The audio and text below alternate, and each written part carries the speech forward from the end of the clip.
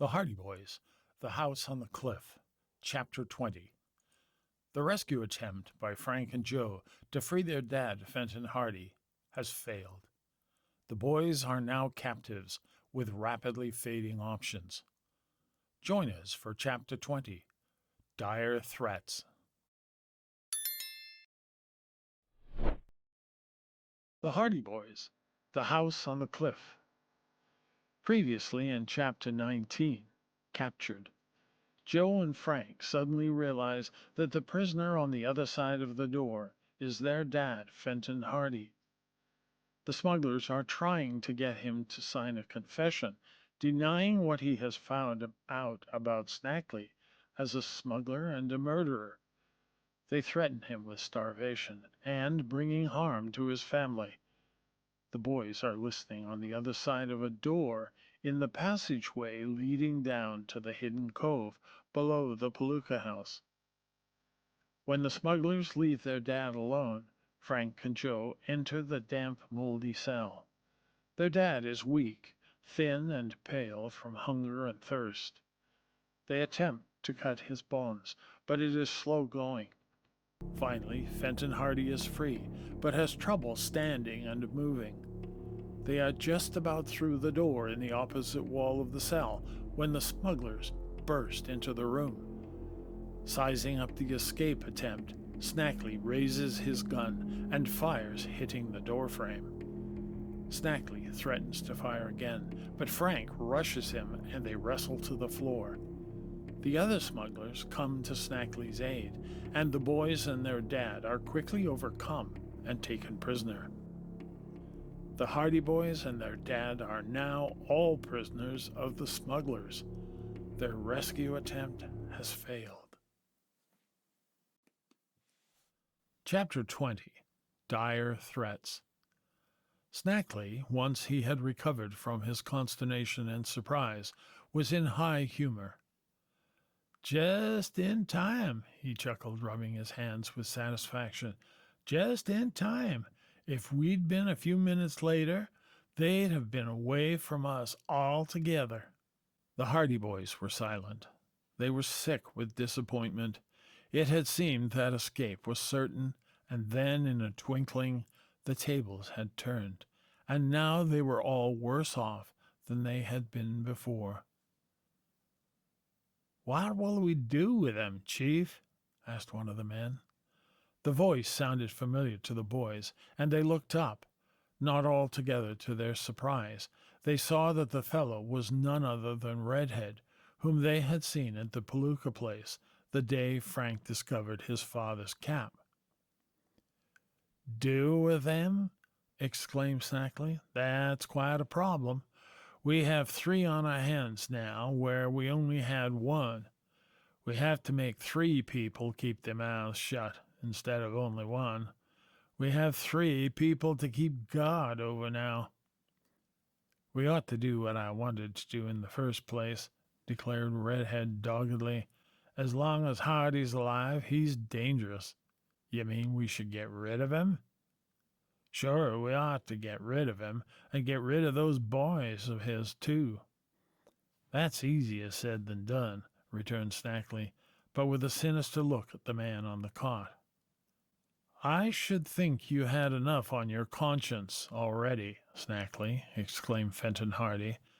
"But I suppose you're hardened enough for anything," he added bitterly. He was thinking of his sons and their possible fate than of himself. "Don't you bother about my conscience," sneered Snackley. But a shadow crossed his face. "What do you know about me, anyway?" he demanded roughly. "I know all about what happened to Felix Palooka. He had a big treasure hidden in that house on the cliff, and you got it. And then you started to use the place for your smuggling operations." "Ah, shut up," Snackley snapped. "I'm going to fix you and those kids of yours, too. Just wait and see." 4 of the smugglers had been whispering amongst themselves in the back of the room during this talk between the chief smuggler and the detective. Now one of these men stepped forward. "Got a word to say to you, Chief," he began, addressing Snackley. What is it now? The chief smuggler's voice was surly. It's about what's to be done with these three. Now we have 'em prisoner, returned the man hesitatingly. Of course, your business is your own, and we're not asking any questions about what happened to Felix Pluka. But we're in this game of smuggling, see? We don't stand for anything that's too red-handed. That's the truth, put in another of the men. Kind of chicken-hearted, sneered Snackley. You look out or I'll fire the lot of you. No, you won't, Chief, replied the first man who had addressed him. We've helped in this smuggling, and we're going to have our full share of what's coming to us. We've got another plan about those three prisoners, put in a fellow who had not yet spoken. I think it would work grand. What plan? Questioned the chief smuggler briefly. We've been talking about Li Chang. What about him? Turn him over to Li Chang. He's sailing back to China in the morning. Have him put on board his ship. Snackley scratched his head for a moment. Evidently the idea caught his fancy. Not bad, he muttered. I hadn't thought of Li Chang. Yes, he'd be able to look after them. He'd see to it that they never returned. And he grinned grimly. He'd probably dump him overboard before they got to China at all, declared Redhead smugly. Li Chang doesn't like to feed passengers if they can be got rid of. So much the better. We won't be responsible.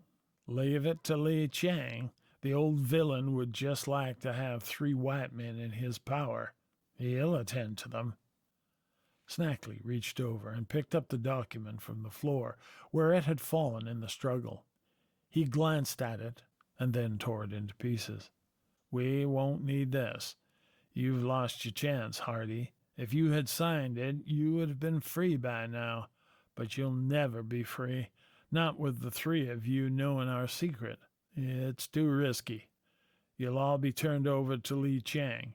He brought in a cargo this week, and his ship is sailing in the morning. You will go with them. Fenton Hardy was silent. He had resolved not to plead for his own safety. Well, said Snackley, haven't you anything to say? Nothing. Do as you wish with me, but let the boys go. We'll stick with you, Dad, said Frank quickly. Sure will, added Joe. You certainly will, declared Snackley. I'm not going to let one of you have the chance of getting back to Bayport with your story. The chief of the smugglers stood in the center of the room for a while, contemplating his captives with a bitter smile. Then he turned suddenly on his heel. Well, they're safe enough, he said to Redhead. We have that business with Burke to attend to. You two, he said, speaking to two of his men, had better go down to the cove and take the rowboat out. Signal to Li Chang that we need the motorboat sent in at once. The rest of you come and help load Burke's truck. If any nosy policeman came along and found it in the lane, we'd be done for. How about them? Asked Redhead, indicating the prisoners. They're safe enough, but I guess we'd better leave one guard anyway. Malloy, you stay here and keep watch. Malloy, a surly and truculent fellow in overalls and a ragged sweater, nodded and sat down on a box near the door. This arrangement seemed to satisfy Snackley, and after warning Malloy not to fall asleep on the job and to see to it that the prisoners did not escape, he left the room, followed by Redhead and the other smugglers, with the exception of two who left by the other door. Their footsteps could be heard as they went down the flight of stairs leading to the bottom of the cliff. A heavy silence fell over the room after the departure of the smugglers. Malloy crouched gloomily on the box, gazing blankly at the floor. The butt of a revolver projected from his hip pocket. Frank strained against the ropes that bound him to the chair, but the smugglers had done their task well. He could barely budge. We're done for, I guess, he heard Joe say. Frank seldom gave up heart, but this time he could see no ray of hope. I am afraid so. Looks as if we'd be with Li Chang by morning. But we don't want to go to China, Frank. We may never get to China, Joe. Didn't you hear what they said? For all we know, that rascally Chinaman, whoever he is, may heave us overboard when he gets well out in the ocean. You fellows shut up, growled Malloy. Shut up, I tell you, or I'll make it hot for you. And he tapped his revolver suggestively. After that, an ominous silence fell between the prisoners. Frank and Joe were downhearted. It looked as if their fate was sealed. Things seemed to be going from bad to worse for the Hardy Boys and their dad. Now all captives, Snackley has vowed to get rid of all three. The opportunity for a one-way voyage to China presents itself and may solve the smugglers' problems. The smugglers suggest that it also may involve a swimming lesson for the Hardys along the way. Join us soon for a new installment.